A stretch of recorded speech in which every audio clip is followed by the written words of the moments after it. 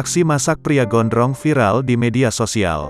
Gayanya mengolah makanan sungguh tak biasa dan kelewat ekstrim.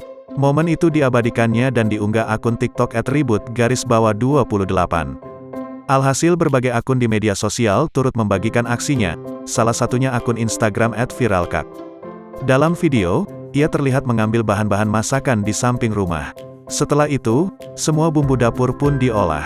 Termasuk, membuat bumbu menjadi satu dengan cobekan. Bukan dengan ulekan yang biasa dilakukan orang, si pria malah menggunakan tangannya sendiri.